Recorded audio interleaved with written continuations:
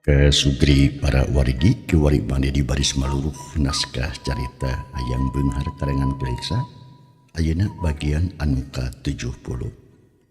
Sakumaha nu kantos di Bandungan dina hanca bagian anu ka-68 padaran Mang Dedi kebegatuanci dina mangsa madarkeun kaayaan alam pasosore di mumunggang Gunung Parawit khususna kakersana Aki Sanip harita teh keur diriung ku kadang warga Ciburia katut Aki Sanip saparakanca nuju nerangkeun ngeunaan saha Aki Rawit nu sabenerna. Tah kumaha atuh para pamirsa lajenganana ieu carita langkung paosna mah mangga urang sami-sami Bandungan ku sadayana kaayaan alam pasosore dina unggah ning ieu carita.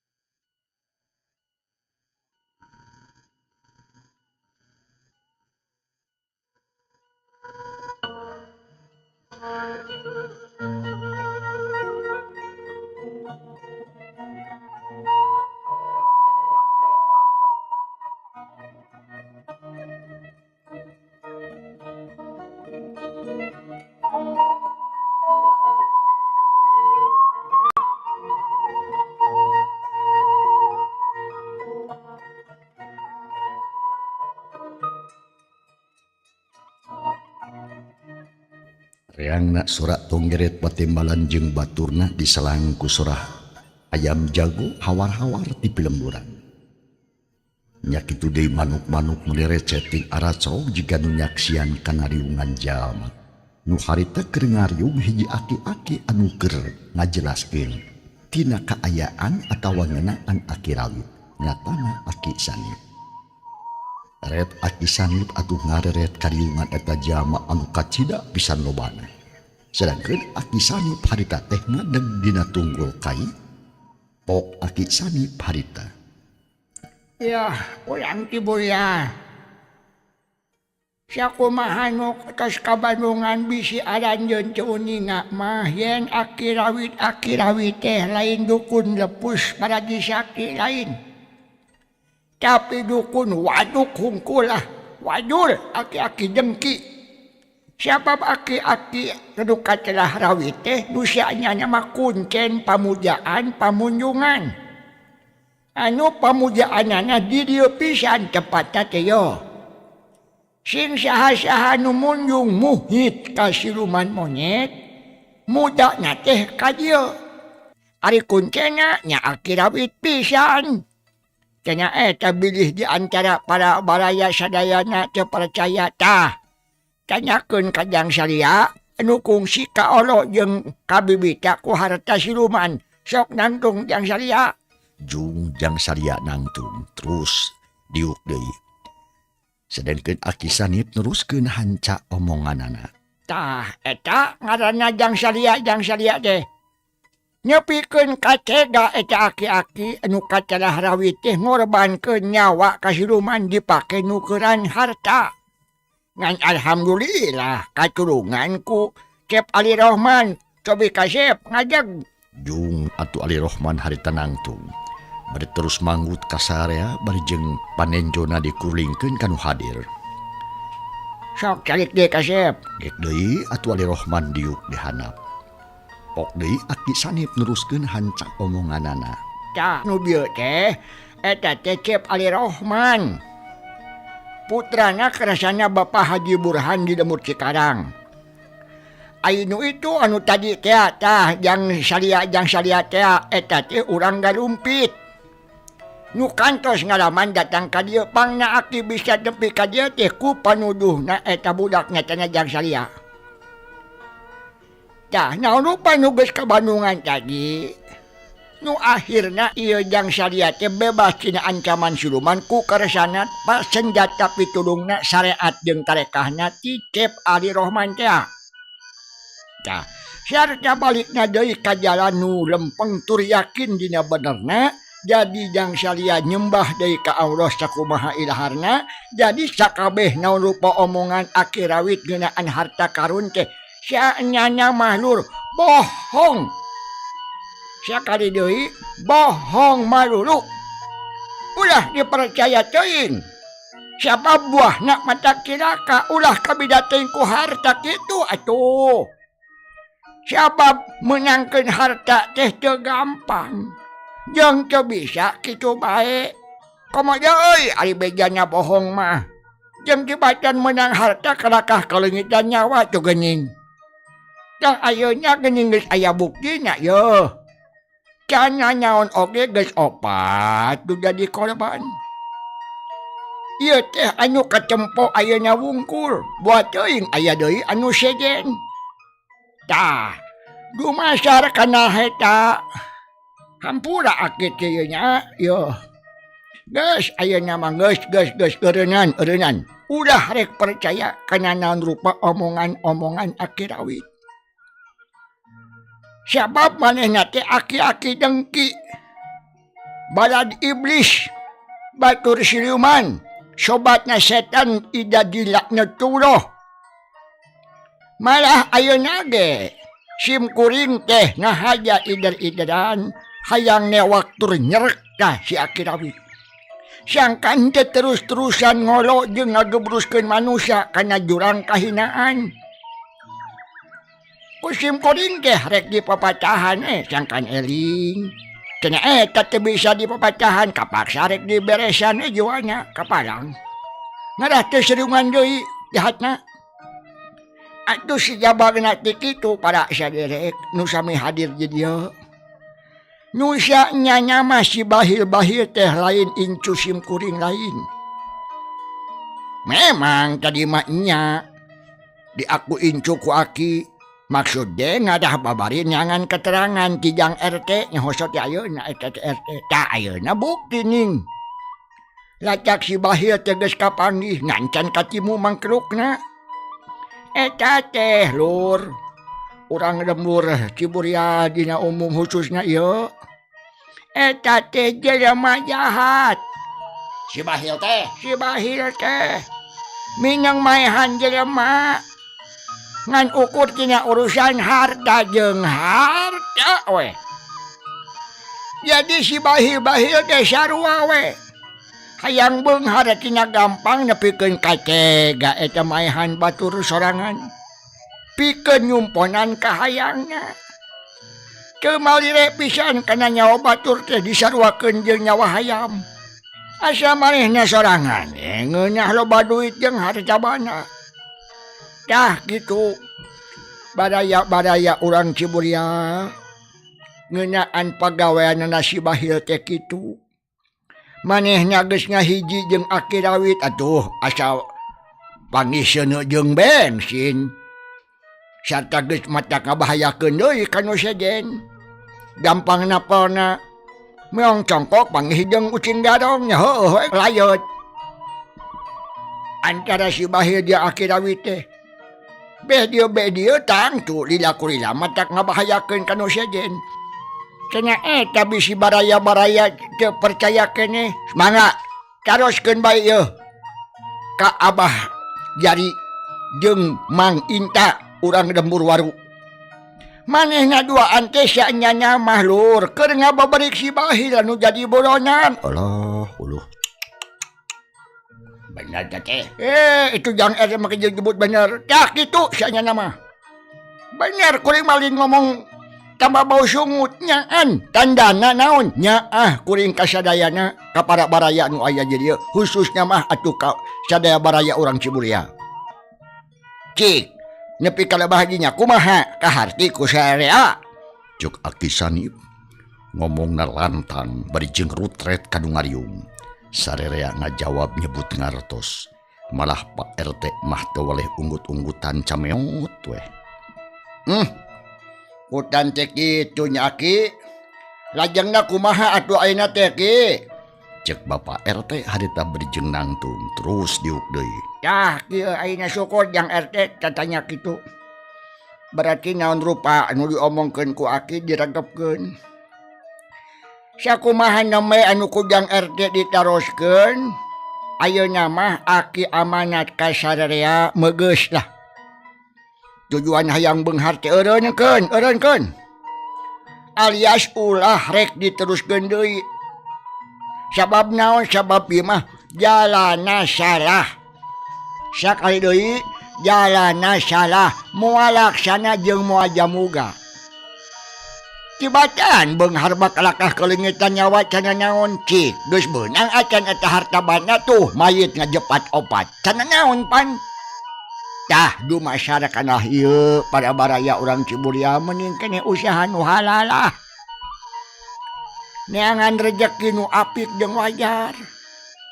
Mementa mah ulah kadukun kakunken atawa kasiruman atuh. Sahanteuna kakunken mah kudu ngeupelan duit, kudu mere itu mere ieu sedangkeun ka Allah Subhanahu wa taala kisok. Tong hargani sifatna menta ka Allah. Ibadah ke masjid sih bayar henteu. Henteu nya. Tuh.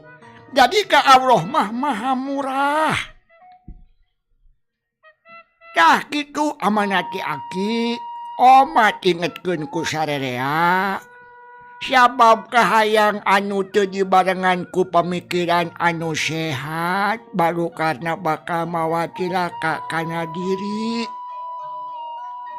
Lamun seuk urang menang beja ti hiji jelema anu sakira di luar kawajaran mah ulah babari teuing percaya. Angguran mah pikir bolak-balik beuweung jeung diutahkeun sangkan naon, sangkan kanyahoan salah jeung benerna. Bisi cilaka jiga kitu tuh. Sok tingali ku para baraya urang Ciburia tuh. Aki Sanip nunjuk deui kana mayit anu opat. Kabeh sarerea harita meni ngareret. Tapi eueuh ari nu ngomong mah. Tuh, geus nangkarak baeud kitu kumaha? Tah ayeuna mah ti menit ieu detik ieu geura punasara eta mayit nu opat terur. Sok geura barawa ka lemur setorkeun ka kulawargana sing hade-hade watir kana kurunganana jeung watir ka kulawargana nu di imah. Anu tadinya mah ngaharepkeun hartabana hasil usaha di dieu. Nya teteh meuni banget. Tapi kabuktianana geuning kalakah balik teh nyawaan, nu balik teh ngaranna wungkul. Tuh. Pan kacida mata ketina sing sadar lur. Aki mah watir pisan. Dah kitu we ayeuna mah nya mun seug aya Aki rawit-rawit ka lembur Ciburia tewak ku sarea. Sarta setorkeun kan wajib. Da kitu Jang RT. Siap ge. Syukur. Dakwa yen manehna nyipu kitu. Atawa lamun eueuh nu sanggup datang we ka imah Aki ka lemur Cikadang.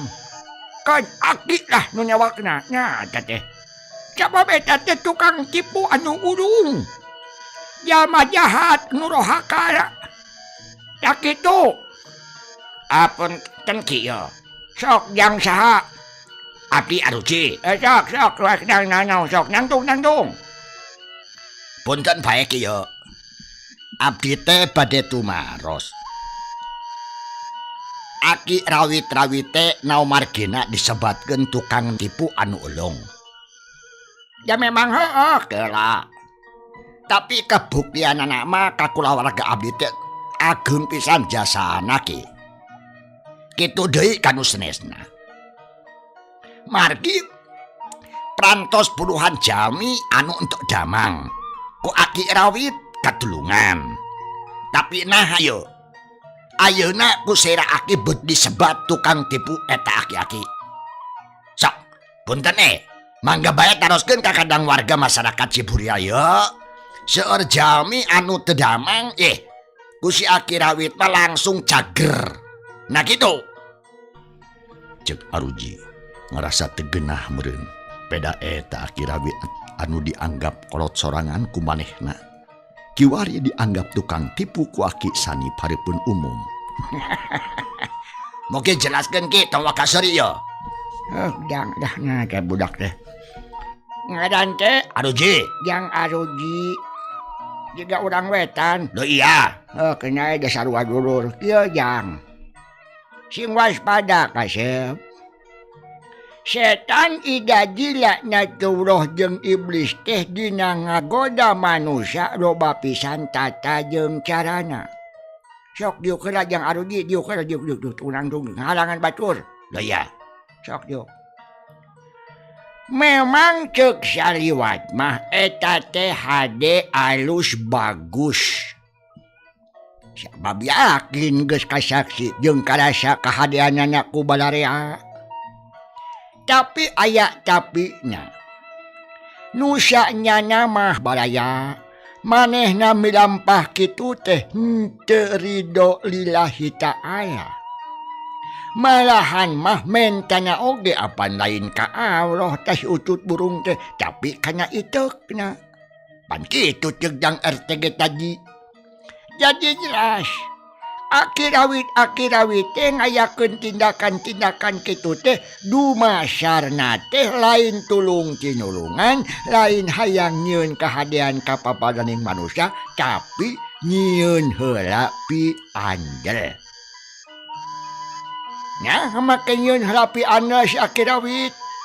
Ngarah naon? Ngarah babari ngageburuskeun jalma-jalma dina wanci, dina mangsa, dina waktuna. Pan ayeuna bukti ning. Manehnya hampir laksana maehan jelema salembur ciburia. Eta teh lur hasil tina pagaweanana. Salila neangan kepercayaan ti balarea. Sabab naon kieu lur? Lamun hiji jalma geus dipercaya ku umum, da babari atuh nyieun naon ge atuh. Buktina we kacantuan ku si Rawit heuh aki-aki burung. Najan bohong jeung nipu sarta nyilakakan teh dipercaya we ku jalma salembur ciburia dina umumna. Padahal urang ciburia teh teu bodoh kabeh. Loba nu pinterna. Tapi nah atuh nah make bisa katipu ku eta aki-aki. Apan ku geus percaya teh meureun ka jelema heuh ka si Aki Rawitna. Kiduhna metu. Nu gering itu cager saharita, gering ieu cager saharita. Da jamana sakali cager bisa ngubaran. Nyatana Aki Rawit teh pinter pisan tah jang olor-olorna sigitu teh. Akal setan tah. Setan teh aya mus. Nu mata kudu waspada jeung iatna urang teh lur. Tempokeun atuh tata cara dina ngubaran anu gering.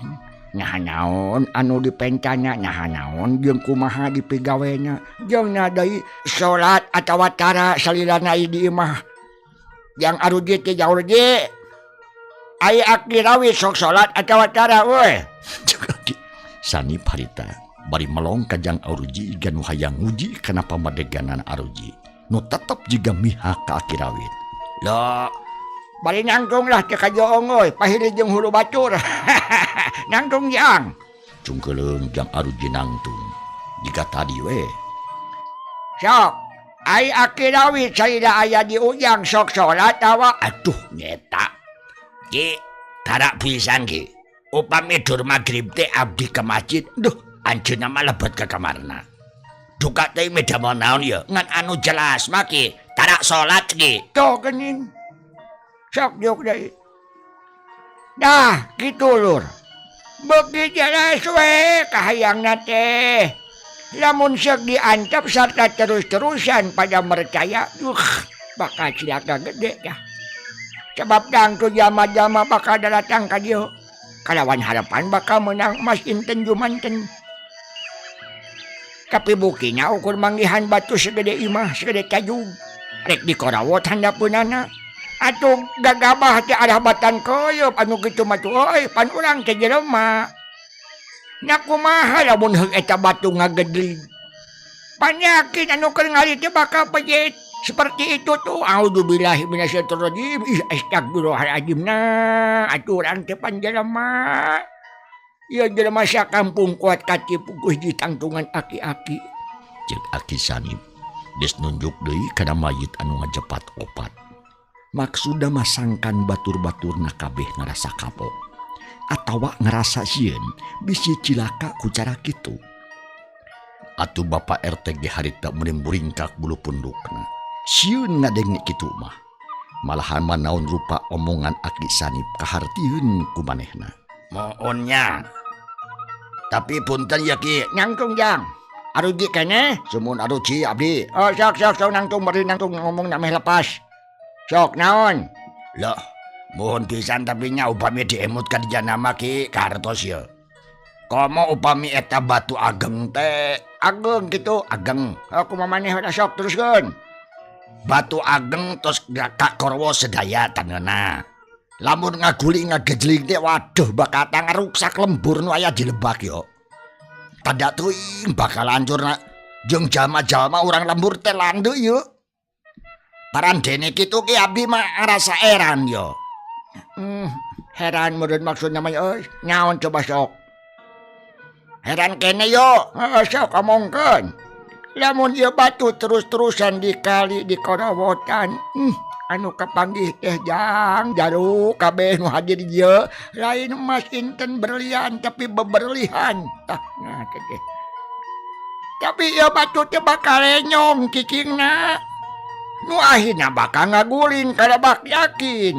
Yakin eta mah. Lembur-lembur anu aya di lebak itu tuh bakal kagiles ku ieu batu. Pek taksir jeung cipta-cipta sawang sing bener pibalu kareunana. Nah sabaraha puluh imah anu bakal hancur kagiles ku ieu batu. Bakal sabaraha nyawa anu kagiles ku ieu batu. Kukuring mah teu kasawang teu kalakah matak muringkak we bulu punduk. Mangkani ngamping gunung teh sakitu berawesna mun ieu batu ngaguliti ka lebak meureun reureusna teh engke we di wahangan nu itu tuh. Cek Aki Sanip berjung nunduk ka lebak. Didinya memang aya wahangan kacida pisan jauhna. Ayana ge di suku Gunung Parawit ngaliwatan kira-kira 4 lembur. Waduh, ka artos pribadinya nama Ki. Ananging Tapi naon? abdi ngerasa heran kene yo. Sok pada bamana anu can kahartina jang sia teh. Ruji, Aja Rudi sok. Bejakeun kaki ayeuna. eta kieu. Dina waktos ngedongengkeun atanapi nerangkeun perkawis harta karun. Aki Rawit teh nembongkeun keanehan. Kaayaan di dieu teh kagambar dina cau, maksa teh cai. Anu diwadahan kana baskom bodas.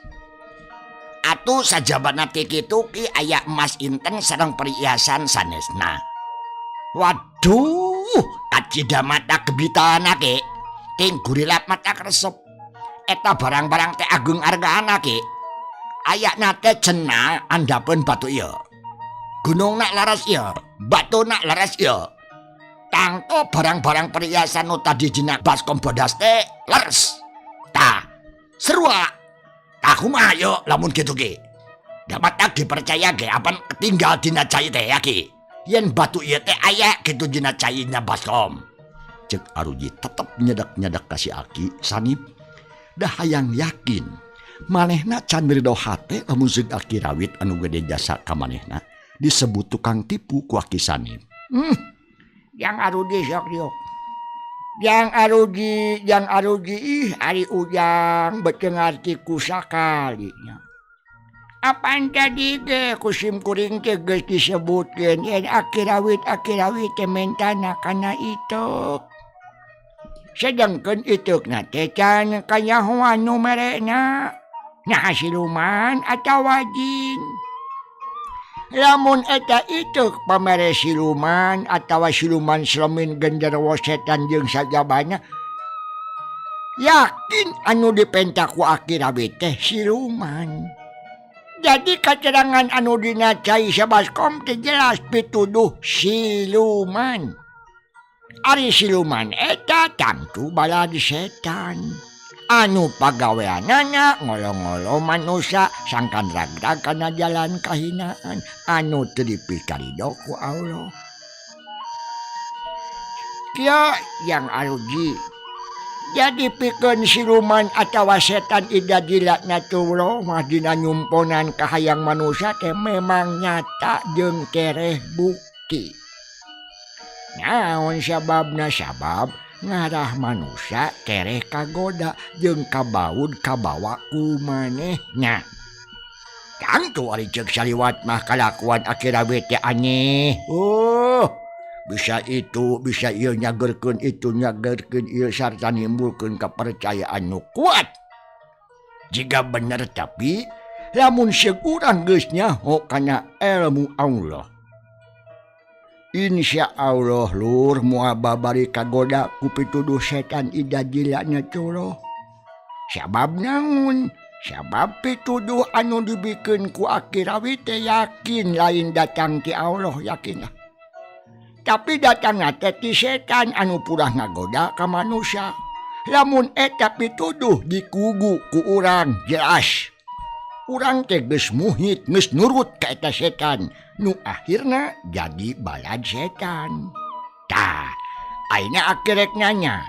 Nah daek disebutkeun balad setan. Lo, ento atuh, ali mah ento oyong jadi balad setan abdi. Amit-amit.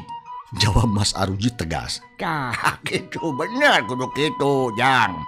Tapi ulangan sakadar kahayangna wungkul atuh. Kudu bener-bener dibuktikan jeung prakna sarta tarekahan sing bener. Sangkan urang ulah jadi balad setan. Carana teh kudu ngajauhan pituduh jeung kahayang setan. Ayeuna bagus, teu kudu loba pikiran dah. Yuk urang tinggalkeun ku sarea ieu Gunung Parawit.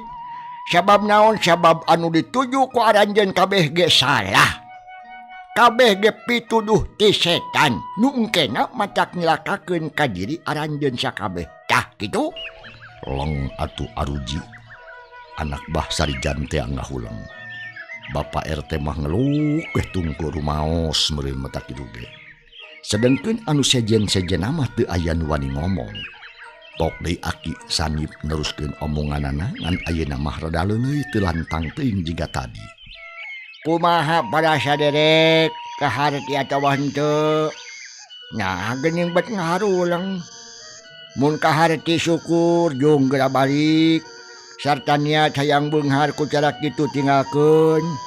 Lamun cenah eta teu kaharti lebar temenan cenah teh harta banda ngagunuk hanyapeun batu moal nurut kana kahayang Aki. Ulah nyalahkeun ka Aki. Lamun ke aya akibatna sarta ulah ngarasa kaduhung lamun pinanggih jeung balai heudak mah. Ari maksud bener ceuk karasaan hayang nulungan lah ka sakabeh urang Ciburia. Sangkan teu kaoloting ku jeung kabobodo ku siluman. Ulah cilaka ku kabodohan geuleuh. Tapi rek ditarima jeung henteu nya masa bodo ting gumantung kana pamadegan aranjeun kabeh. Geura pokpek prak palikiran kayaknya. Ngan Aki tetep arek ngahalangan kana tujuan aranjeun nu hayang beunghar ku cara kitu ulah. Matak bahaya. Itu cek Aki Sanip. Bari jeung rada teret deui ka baladna Papa RT anu pating harulang we jiga nu keuna keneh ku tenung. Kasima jigana teh ku kekecapan Aki Sanip anu keras jeung mata kriwas. Tapi tujuanna mah alus alias hade. Hayang nyegah kacilakaan anu dibalukarkeun ku kahayang anu teu katahan. Atawa akibat dina kasarakahan manusia dina ngudag-ngudag kaliadunya. Sepuh, cegap sakitu ge mamatahan batur mah. Ayeuna mah mending geura ngemutan Akirawit sareng si Bahil we. Nya ka mana milarianana teh sepuh yeuh margi teu aya geuning. Cek Abah Jari bangun teu sabar. Hayang gerlaksana ngaringku si Bahil. Hayang kabawa ka lemurna dina kaayaan paeh atawa hirup. Pangna Aki nangtung kita tadi ge kitu teh. Bajari hayang tereh-rengse tugas urang lah. Hayo tuh urang sarea we ayo ayeuna mah tuh urang nyangan si Bahil sabab geus yakin yen si Bahil aya di daerah ieu. Ulah leutik hate lur sok jangan we kanu baruni. Cek Aki Sanif berjeng ngareret ke anak buahna. Nu harita masih keneh darariuk. Tapi sanggeus aya parentah kitu mah kabeh jung narantung meh bareng. Mangga Ki, urang pilarian sugan sareng sugan kapenak. Sarya ge segut pisan. Pok ditema kujang Ali Rohman, Kumang Inta jeung Kumang Siman. Kitu deui Abah Jari jeung anu sejena. Nya harita keneh balad Aki Sanip mah neangan si Bahil di daerah eta. Sabudurning batu indung di teangan kalayan api.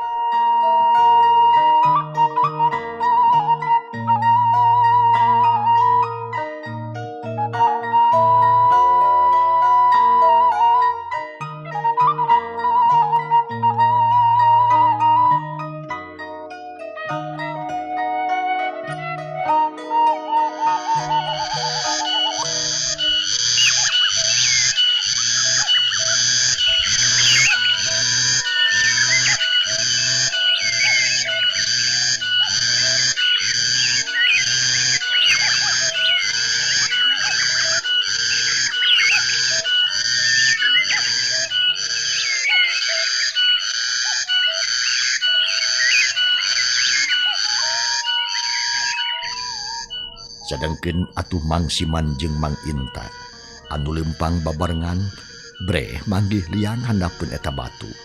Nya eta liang anu keur dihanca ku si Bahil teh. Duanana panasaran hayang asup cenah ka jero eta liang ngan asa-asa sok sieun kumaha onam. Ai menda kumaha lamun urang tempok ka jero liang bisi nyumput di dinya si Bahil teh nyingkahan urang. Cek Mang Siman bari jeung nunjuk kana sungut liang. Aku ring oge boga pikiran kitu mah. Tapi urang kudu waspada tur iatna ulah sologoto euy. Dina asupna teh kudu ati-ati bisi di jero aya nanaon apa nu opatan ge cek Pak RT mah cenah. Di dieu maotna teh. Nu mata kudu ati-ati pisan man. Nya kumaha atuh carana mah. Sok pokona mah kudu nyahoan we ayeuna yeuh. Urang teang ka jero aya atawa eueuh. Nya hayu atuh urang deukeutan kuduaan. Yo. Kela, tapi ulah ka jero teuing. Tos we di luarnya datang tuh mun teu jero mah katempo tuh meureunan. Heeh satuja lah. Aya tuh urang deukeutan. Yo. Nya sanggeus kitu mah Mang Inta jeung Mang Siman ting keteup padeuketan liang teh. Teu lagi geus nepi reg atuh arireun. Terus dodong kuah noong ka jero liang. Nah atuh barang breh Mang Inta jeung Mang Siman meuli calangap sungutna bakat kuriwas. Tapi atoh deh sabab di jero liang teh sidik pisan aya jelema nu ngagoler namahan Pati. Sareretan oge ku Mang Inta geus katempo eta teh si Bahil. Sanggeus kumpul deui lelemutanana. Cileng Mang Inta luncat bakat kurusuh. Hayang bebeja ka Abah Jari. Tapi Abah Jari harita teh keur neangan di belah kidul jeung Jang Salia. Nu aya nu deukeut manehna iwa ti Aki Sanip. Gero atuh Mang Inta harita. Aki, Abah, si Bahil kapanggih.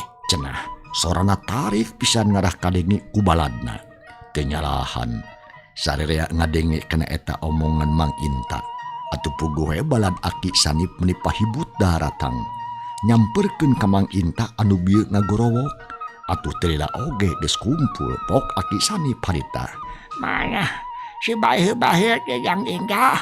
Di mana ayeuna? Ton dilebot liang Aki. Tapi manehna ngagoler jaga teu nyawaan Ki. Da sirahna beureum ku getih leungeun nyekelkannya balincong. Cek Mang Inta ngajelaskeun bari jeung nunjuk ka jero eta liang. Sarerea ngareret waktu cukup mangsa nyakapan. Cag para pamirsa, ieu carita urang tunda heula. Kumaha atuh lajengna? Naon anu bakal kajadian insyaallah dinten enjing dina mangsa tur acara nu sarua Mang Dedi baris nyungsi naskah carita bagian anu ka-71. Atur nuhun jeung kantun. Wassalamualaikum warahmatullahi wabarakatuh.